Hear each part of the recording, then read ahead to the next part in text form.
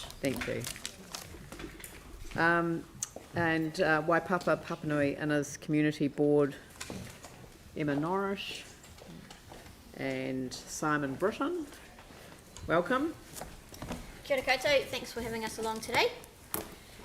We are going to take our report as read and we'll just highlight a few things from it. First up, we have a picture there of some school strike for climate students who have been doing a number of planting days along the Styx River. They did one in September where a bunch of them caught the bus from town out to Lower Styx Road, planted 500 plants and then bussed back into town. So that's some great work that they're doing out there. We will just touch briefly on the Part A that we've got coming to you today. Obviously you've heard those deputations this morning. We made our decision based on the information that we had in front of us and that we heard from the community at the meeting that we had. If we had heard those deputations that you have heard today, our recommendation may have been different. Obviously we can't say that definitively, but there's a possibility. So I just wanted to put that out there. Simon, did you have anything else to add about that? Just the other comment I'd make is that the people that made deputations today have had the benefit of about a month to read and consider the report on the options. When members of the community came and spoke to the board, they'd had about 2 days because it was released to the public with the agenda for our meeting. And I think that needs to be considered as well in terms of the ability of people to really digest a complex issue and speak to it at such short notice.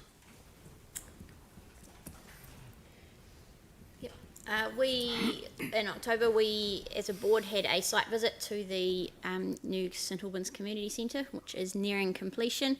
It was really great to get in there and see the inside. It's looking absolutely amazing with all the wood finish. That on the left hand side there, that's the main hall area, and then the right hand picture there, that's the biggest meeting room at the front of the building on the Colombo Street end. So that is on track to be finished at the end of February, so we're looking forward to the beginning of March when we'll be celebrating its opening. So the work on transport projects in the St Albans Edgeware Mairehau area is coming to an end. As we discussed at this meeting last month, there's I guess a sense of relief for the road cones to be going away. So this is the work to implement the downstream effects management plan that's already been touched on today. There's very little work to be done now to complete that, and yeah, the sense is it's good for the community for that work to be done. I'm sensing a bit of a wariness from that community because of the impacts of that work, and of course what's coming next month when the CNC is due to open will be the increase in traffic that's associated with it.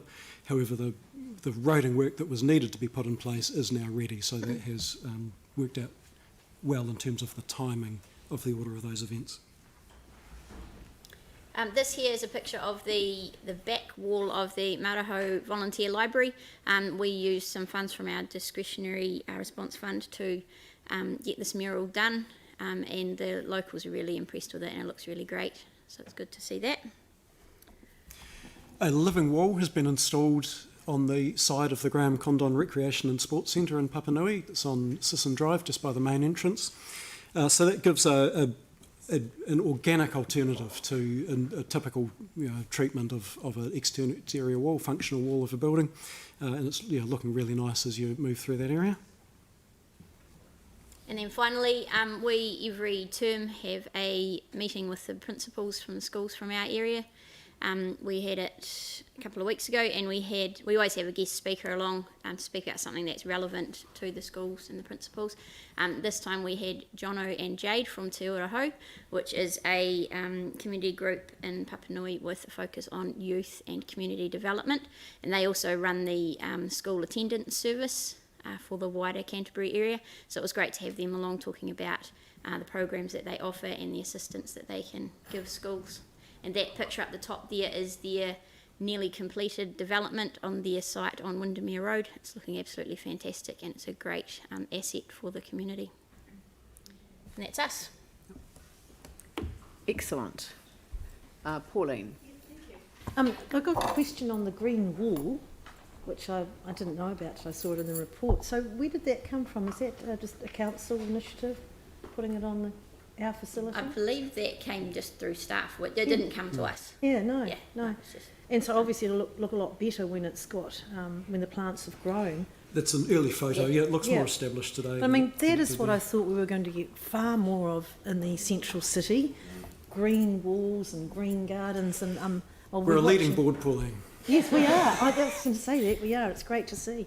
No, thank you. And I love the mural on the gorgeous little Mauriho volunteer library, and it's just given the community there such a boost. You know, it's a lovely little library, that one. So thank you. I'd like to move it when it's ready. Very good. Anne? Thank you. I've just noticed that 8.2 and the Papanui-Innes liquor store situation. That application has been withdrawn. Has it? Yes. Great news. That's very good. Okay, thank you. Good. We don't know the reason, but we would hope so. I guess that, you know, it's an opportunity to highlight again the fact that community boards often have to pick this up and fight, and I don't think it's just really. So I think we need, as council, to really consider what we do in terms of a lap and getting some control over this sort of situation.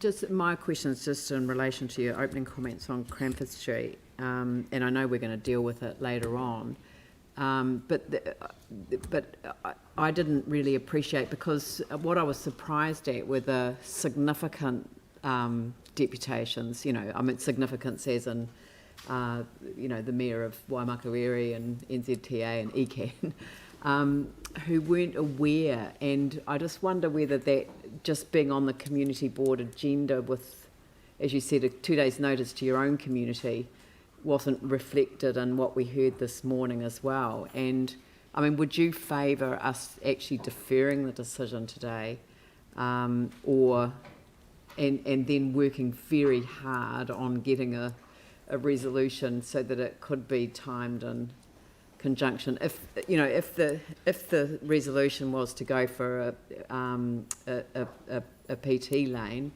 you know, obviously we're going to have to take advice on what NZTA said this morning, but also the commitment that I've personally made to public transport, sitting on the Greater Christchurch Partnership, and knowing the investment that has been made by Waimakariri, and not just financial capital but political capital for the council voting for that amount of resource to go into the park and ride, and knowing that the express bus service has been signed off by ECAN, and the increase in the frequency as part of the that wider business case around the future public transport futures, whatever it's called. Yeah. So, I mean, what's your take on that? Because I sense that we've got to come to a resolution, but I'm deeply concerned about where it sits at the moment. I don't see any point in delaying the decision. I think you've heard what you heard this morning, and I think you've got what you need to. Okay. Yeah. No, I felt I should ask, so yeah. I appreciate that. Yeah. Mike. I guess the question would be, if the council decided to do peak time bus only lanes, do you think the community board would be disappointed? I don't think so. Obviously, you've had more information, have heard more than what we did when we made our recommendation, and like I said, our recommendation may have been different if we had that information. Thank you. Lovely. Thank you very much. I really appreciate that. It's you know, always difficult when there are competing interests in these corridor issues, but thank you. Okay, Yanni? We'd just like to thank you for the Edible Garden Awards and the meeting with school principals. Oh. Our board's doing that now as well. Yeah. Everything good starts in Papanui-Innes. Yeah, we heard that. I meant to thank Braden Cashmere, but then I understand it came from you, so thank you. I started there too. I lived there. There you go. I lived there when I was a little girl. Right, so that would like to be moved by Pauline and seconded by Mike. I'll put that motion. All those in favour say aye. Those opposed say no. That's carried. Thank you very much. And